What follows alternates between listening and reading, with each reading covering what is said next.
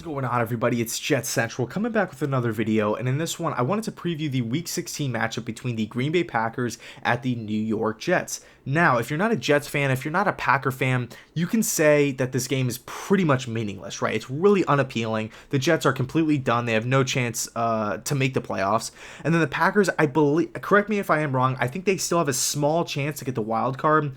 They have no chance to win the division, but looking at the wild card, I mean, it's totally up for grabs. The Seahawks will snag one of them for sure. And then the second one, it's pretty much down to Philly, Washington, Minnesota, and then Carolina. But I think Carolina pretty much waved the white flag today by shutting down Cam Newton. So it's really, you have a few teams barely with their head above water, and then you have the Vikings, and it's looking like it's going to be Seattle and Minnesota. So you can make the argument that this upcoming game between Green Bay and New York is meaningless. But I'll say that I'm not one of those fans. I'm going to be watching this game, every snap of this game, like I do every Sunday of the Jets. But I will say, there are some underlying storylines that I'm really, really intrigued to see.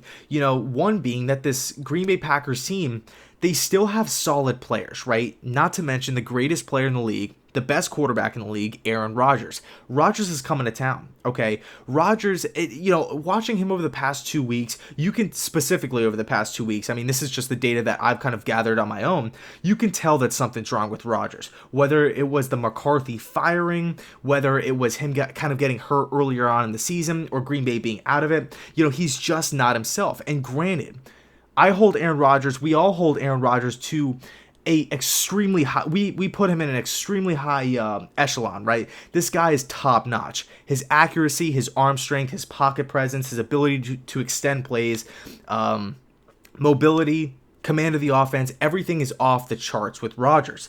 Really what it comes down to is only red flags are how good of a teammate is he and is he coachable. Those are really the only two things. But at the end of the day, Rodgers is still the best quarterback in the league right now.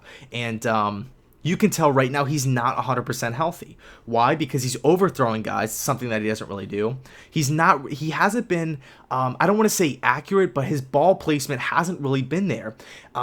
His mechanics look okay, but as far as him being in the pocket goes, one thing I have noticed is that he has been taking his eyes off the coverages. He has been looking at the rush, and the Packers so far this season have a pretty solid offensive line.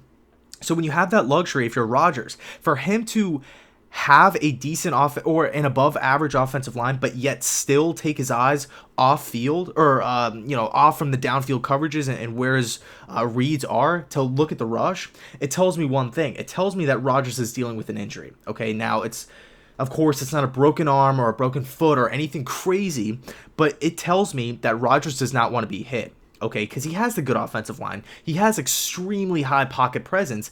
Aaron Rodgers is his quarterback mastery it's pretty, it's up there. Okay, this guy knows what he's doing. So this guy does not want to be hit. All right, that's what I've kind of gathered from watching Rodgers specifically over the past 2 weeks. He does not want to get hit, possibly he doesn't want to re-aggravate an injury. He doesn't want to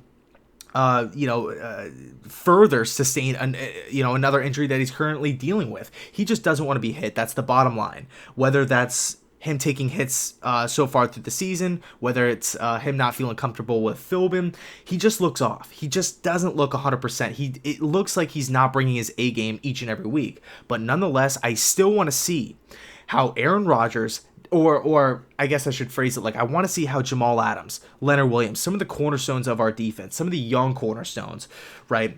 So maybe a few guys like Dale Roberts, Trumaine Johnson, our number one cornerback that we're paying big money to. Let's see if Trumaine follows Devontae Adams. Let's see if Jamal Adams can make some plays against the great Rodgers, right? Let's see how our young guys can step up and do or perform against one of the best in the league, if not the best. Okay, so it's going to be an interesting game, to say the least. And like I said before, a lot of people say it's a meaningless game and the Jets should purposely lose to, increase our chances of moving up in the draft. But I'm going to go into this Sunday expecting 100% effort from this Jets team. Look, it's obvious Todd Bowles will be gone. Jeremy Bates will be gone. But as far as this game goes, I want to see the Jets play with heart, play with passion and whatnot. So let's look at the offensive side of the football, right? Sam Darnold, the running back core, the wide receiving core. Let's see, what can we expect from this offense, right? When you look at the Packers' defensive team statistics, they're pretty much middle of the road in a lot of different categories.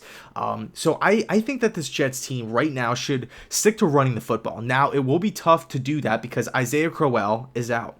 Bilal Powell is out. So we're down to our third and fourth string backs. Eli McGuire, and then, of course, Trenton Cannon, a late-round rookie who does, possess some. He is, he really flashes. His speed, his quickness in open field, those are really, those are some pretty impressive traits. But his negatives, holding on to the football, catching the football and whatnot, I like Cannon as a prospect. I think it's just going to take a little bit of time, in-game action, preseason, training camp. Once he spends a whole offseason training with a whole bunch of NFL tape that he could go back and review, as well as just internalizing the NFL speed. I think Cannon's a guy who, a lot of Jets fans, they see his struggles. They see him fumbling the ball, dropping the ball, and whatnot. And granted, his struggles are there. But I believe that if the Jets stick with Cannon, the price could pay off look, we got to keep Cannon. Okay, I want to see another preseason with this guy because I think his tangible qualities, his speed, his quickness in open field, I think those are qualities that the Jets can build upon for next season. But nonetheless, we have to run the ball. Okay, this Jets offense has got to run the ball in this Packers defense.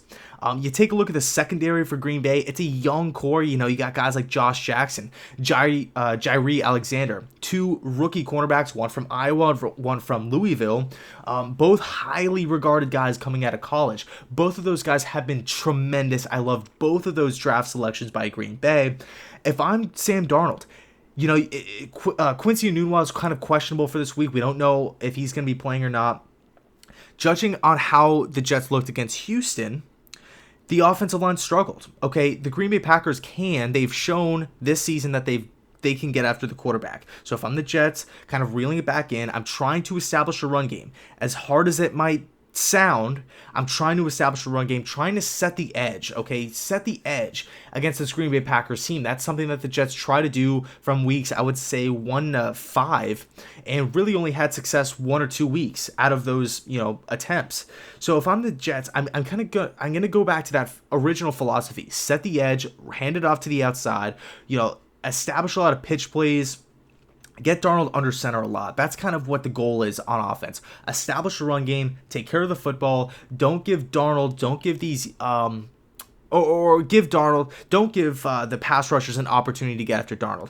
Don't give the young ball hawk cornerbacks opportunities to intercept the football against a really turnover-prone quarterback in Darnold. Okay, so take care of the football, run the ball. And then as far as the defensive side of things go, this is kind of where it gets tricky because number one, do we even know if Rodgers is going to play? Because he has been dealing with an injury this season.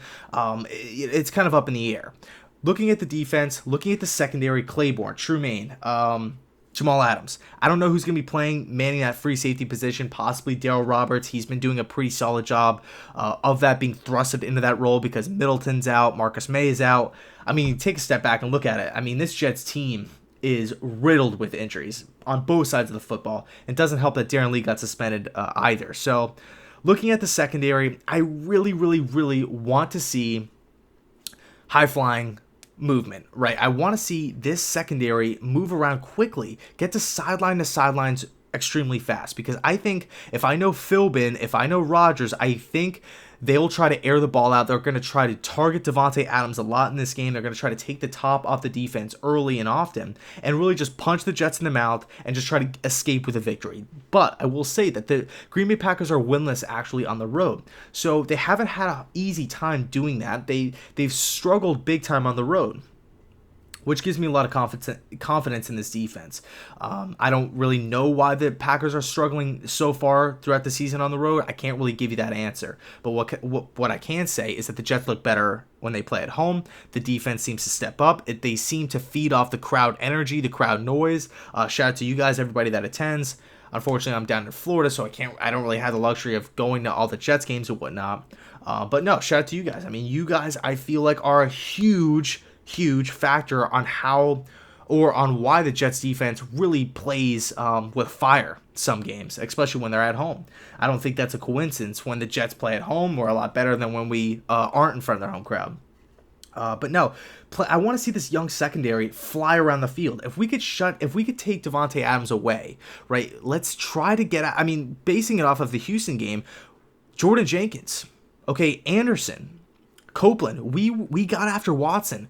We got after Watson, a dual threat quarterback that kind of tries to buy time. You know, Aaron Rodgers does this pretty much the same thing, but just at a higher level than Watson. If we can have the same effect from our defensive front seven after Rodgers by shutting down Davante Adams, making Rodgers hold on to the football a little bit longer than expected, I like our chances. Okay, I like our chances on the defense side of the football. Now, I hope that the place is rocking. I'm hoping MetLife Stadium is, it's packed with energy, it's packed with fans and pride, because I'm going to go into this game wanting to win this Sunday. Okay, so I'll leave it there.